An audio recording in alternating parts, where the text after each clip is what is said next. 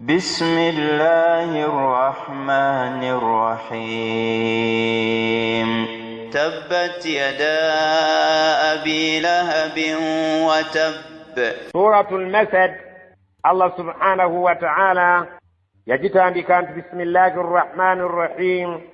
تبت يدا جذكر الدين كون جنبري أبي لهب إجاء أبي لهب وتبا وعبد المطلب وتبا simikono jokka wabulana yennana zikiririza ddala n'asaana olw'ebikolwa bye n'ebigambo bye ebibi ebyamuvaamu ebinyiiza Allah. Omusajja oyo ne mukyala we baalinga bantu babi nnyo eri Nabbi sallallahu alaihi wasallama, era baamutulugunya entulugunya ey'ekika eky'enjawulo.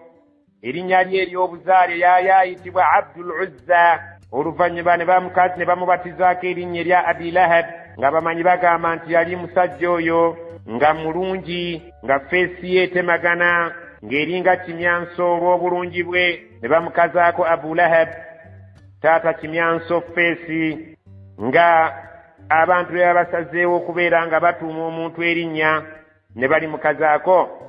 Omusajja oyo Allah subhanahu wa ta'ala era nga bwe yayogera yamuleetera endwadde embi nnyo ey'akawumpuli yali esobola n'okubeera ng'abantu bagitya okubeera nti agibasiiga. Bwe yafara amalira ddala ennaku kumpi 3 nga tannaziikibwa n'awunya n'akamala.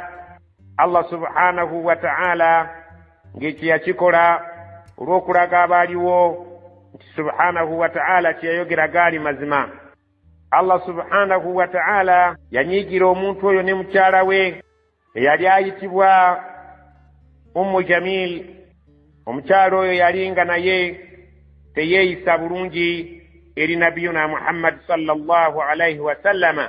ما أغنى عنه ماله وما كسب. Allah subhanahu wa ta'ala atugamba nti ma aghna anhu maaluhu wama kasaba, teina kyegenda kumugasa emaali ye, wama kasaba n'ebyo byonna bye yakabasana ng'akola kuno ku duniya tebigenda kumugasa, era tebyamugasa kumuwonya kibonerezo kya Allah subhanahu wa ta'ala kye yamuleetera kuno ku nsi eky'obulwadde, yadde era emaali terimugasa ku lunaku lw'enkomerero Allah bw'aliba ng'agenda okumuzikiriza mu muliro.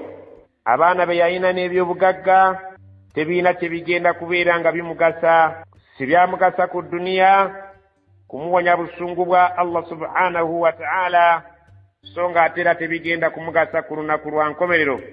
sayasla naran dhata lahab. sayasla naran, agenda kusonsekebwa mu muliro.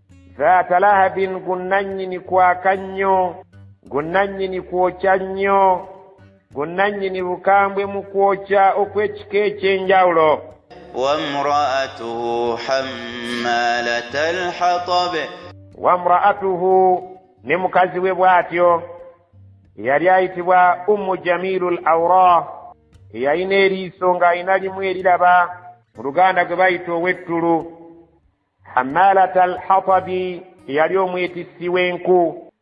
Abamanyi bagamba nti omukyalo oyo yalinga akola nnyo ekisoboka okuziyiza Nabbi Muhammad sallallahu alaihi wasallam okugenda okusinza Allah we, nga mu kkubo lye ateekamu amaggwa gasobole okumufumita alemenga okugenda okusinza Allah we.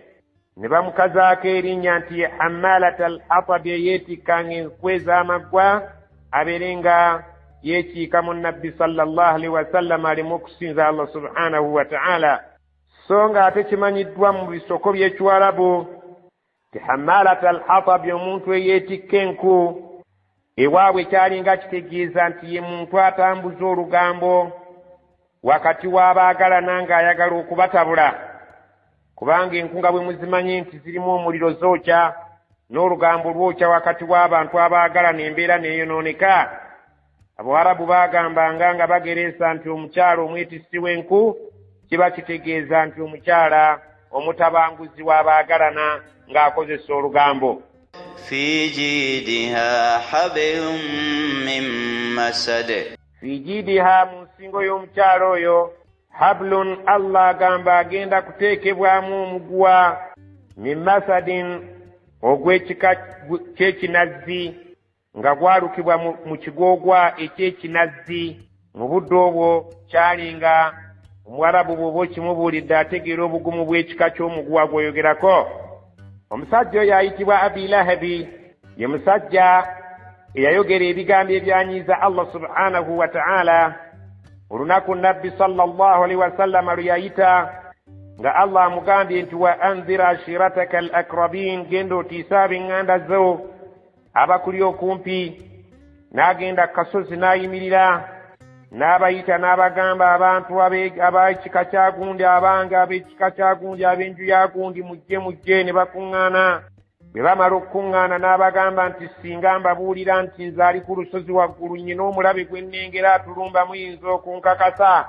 Ne bamugamba nti tetukukakasa nga mubulimba, mwana wa muganda waffe. Tukumanyi nti oli sadiqul amin, oyogera mazima ate oli mwesigwa.